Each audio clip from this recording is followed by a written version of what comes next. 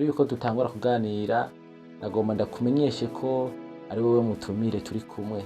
Urabona ko iruhande yanje ata mutumire twicaranye, ariko birashoboka ko jewe na wewe tuganira, uwundi muntu azororera ino video agahezagirwa, agafashwa, akaronka ibimwubaka. Mu minsi iheze ariko ndaganira n'umuntu ivyino nzira y'agakiza, vyaraboneka ko ata birebire abiziko, ndiko ndamurangira inzira, nca ndamwigisha gusoma Bibiliya, ndamubwira akamaro karimwo, ndamurangira n'ingene ishobora kumworohera gusoma. Nari mfise zibiri nca nifuza kumutiza imwe, hama amaze guhitamwo vy'ukuri ino nzira y'agakiza akavuga ati ndamaramaje kuyifata, nzohebe ndanayimugabire. Rero aca arambwira ati jewe amajambo y'Imana ndayazi, kuva kera naguma ndayumva, nkaguma ndavyumva, ati ivyiza ndabizi, ati n'ibibi ndabizi, ati je ivyo nzi rega si bike. Ambwira uko nyene ati jewe ivyo nzi si bike, ariko ivyaha mbona bidahera, ati naho noja gusoma Bibiliya ati bizoba ari nka vya bindi nyene, ati rero urumva ko gutsinda ivyaha sinzobishobora, ati ibintu vy'agakiza je sindabitahura. Mboneyeho rero kano karyo ko kubayiza nk'umuntu ameze gutyo. Agakiza ni iki? Agakiza ni iki? Definition y'agakiza ni iyi. Mbe agakiza karafise ikimazi ku muntu bene uwo? Mbe agakiza kotuma umuntu bene uwo aronka inkomezi zo gutsinda ivyaha? Mbe basha agakiza kaje kubera iki? Ni iki kibazo mbajije. Akarorero urafise ivyo kuvuga kuri kino kibazo, andika muri commentaire, uwundi muntu aza kurorera kino video inyuma yawe canke kino kiganiro araza kubona ivyo wavuze, asome ahezagirwe. Nanje inyuma y'ino video ku minota ya nyuma ndaza gutanga inyishu. Ndabahaye kaze rero muri kino kiganiro. Umwami wacu Yesu Kristo abahezagire.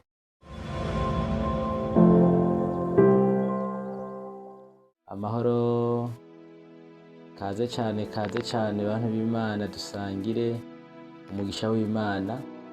Aka n'akanya k'ikiganiro ubuzima bw'umukristo. Ndaguhaye kaze wowe uhisemwo kugurura ino video, uhisemwo neza. Ibi birazimvye na cane muri ino minsi, ibintu byose umengo ni ibintu biboneka bigoranye.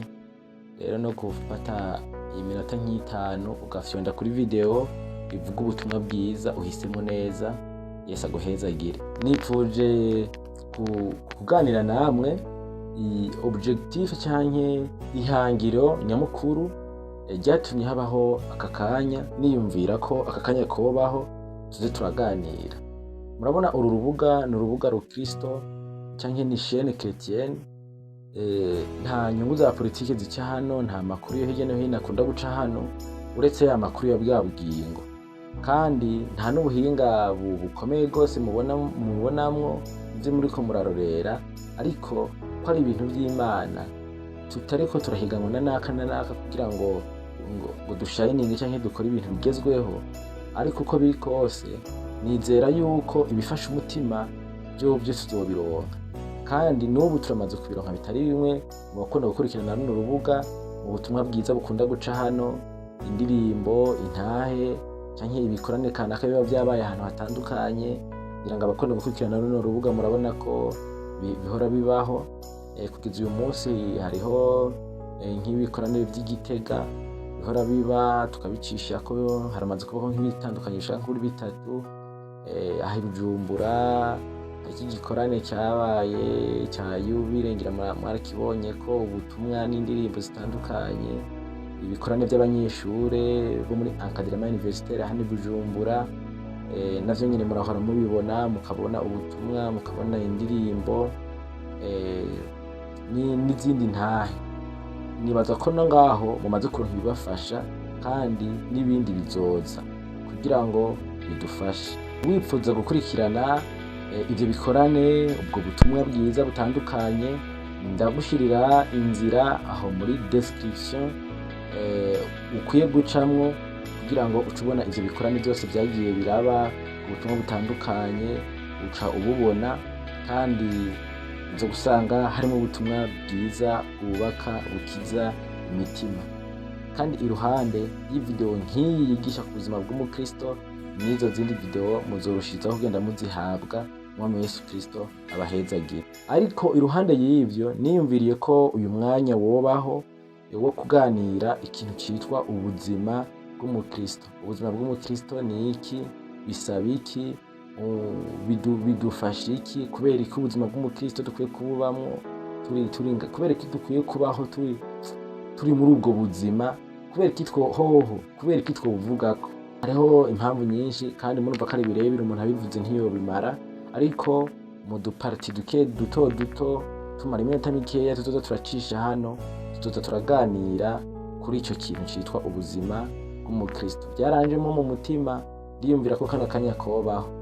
Nimba ufise ico kubivuga ko ari vyiza canke twobibandanya canke twobireka canke teme kanaka twoza twibona ko tukaza turayivugako, urashobora kuvyandika muri commentaire. Urashobora kudukurikirana ugasanga nk'akarorero no munsi twagombye kwiga nka sije ivuga ngo gufatanya agakiza n'ubuzima bwa misi yose, ariko ugasanga hariho iyindi sije wumva twovuga ko warindiriye ukabura ko twovuga ko, nayo nyine andika muri commentaire, ndashobora kubisoma nkumva ko ari ibintu byiza kandi byo gukorwa, tubikorera ko kugira ngo twese twubakwe, na cyane ko ari wewe mutumire mfise, ni wewe turiko turaganira kugira ngo ujya wundi muntu aza kurorera ino video agirirwe neza. Video nk'izi muzoza murazironka incuro imwe mu ndwi, incuro imwe video imwe mu ndwi izoboneka cyangwa zibiri, bivanye n'uko twagiye turaganira, bivanye n'uko twagiye turavyumva kumwe. Yesu abampezagirire.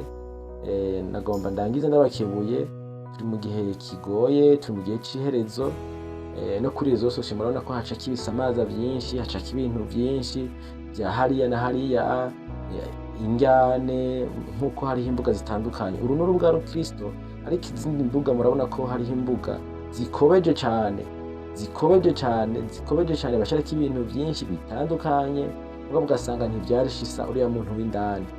Mugabo ngaha kaze twiga ibijyanye n'urugero no kuja mu ijuru, kaze twiga ibitugirira ikimazi, mbere mwimatanye n'izindi mbuga nk'izi zishobora kubashirako ubutumwa butuma umuntu yihana akava mu vyaha, mbere muze muraza tuje turabisangiza n'abandi kugira ngo tugende dukomeza ubumwe hagati y'abakristo, kugira ngo ntihagire uwo Satani anyaga, ntihagire uwo Satani atunyaga ngo amutware amuhendesheje uruhendo rw'ivyisi, ngo azimirire muri ano marezo sosiyo atakare, nyine ngo atakare.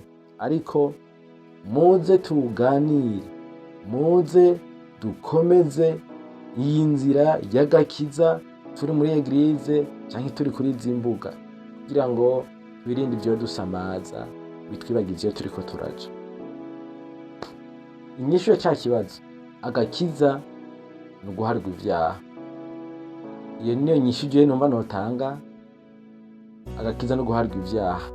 Nje muri commentaire ndabe inyishu nawe watanze.